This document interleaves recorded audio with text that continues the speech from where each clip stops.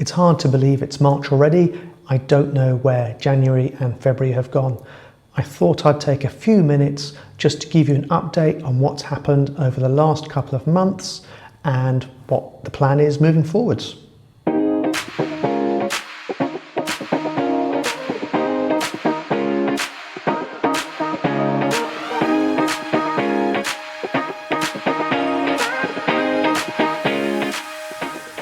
There's been quite a bit of work going on, mainly around the Hillside section behind me, tidying up some of the port scene that I've got, bit of fiddling, bit of tweaking here and there.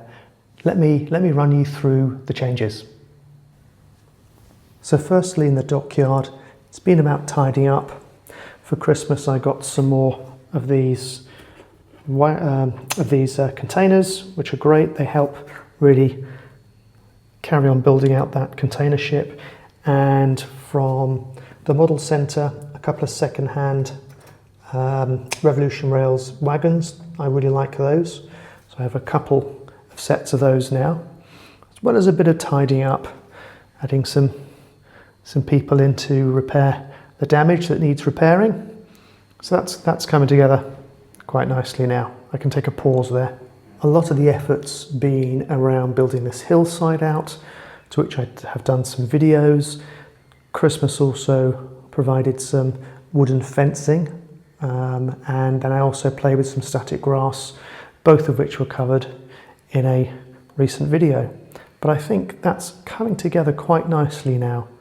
There's been some extra ballasting done around the track, and it's all coming together quite nicely. In case you're wondering what these flags are, they are to help me when I am in train playing mode. They tell me which turnout to operate for the relevant bit of track. It's quite a neat idea, it works for me. It's not really prototypical, but it does what I need it to. One of my next jobs is to pay a bit more attention to this back industrial scene, which will start with building more of that fence, which I've got, spraying that silver, placing it, and then doing ballasting along that track and just tying the two scenes together so it sort of completes that section of the layout. The next big job is building station area here. My plan is for the heritage line to build a platform along here with a couple of redundant lines which are not really platform attached, to have old coaches and that sort of thing on them, a bit like you'd have if you went to a visitor centre of a heritage line, and then have a smaller platform down here for the 009 gauge, accessed by my ticket office here. How it's going to work precisely, I don't know yet. If anybody has any suggestions, then please let me know. But that'll be what I'll be working on for March and April, I would imagine. Of course, part of the fun of this hobby is getting new toys, and because I live in a very dusty environment, I decided to get one of these. It's the Dapole vacuum cleaner for tracks, and then the Gauge Master wagon that's got a push down track rubber which sends it around the track.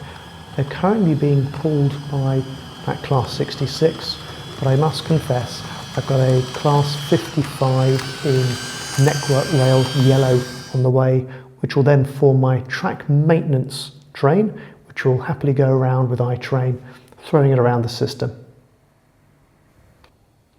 I have a couple of coaches arriving for the heritage line. They shipped a month ago and they haven't arrived yet, but I am reliably informed they are in the country, and I have managed to track them down. So hopefully they will arrive in the next week or so, at which point I will do a quick video and let everyone take a look at them. I won't tell you what they are, you can see when they arrive. So that's it for now. As promised, a very quick run around what's changed, what's upcoming, and I'll do some more detailed videos on some of the activities and some of the new kit as and when it arrives. Thanks for watching. See you on the next video.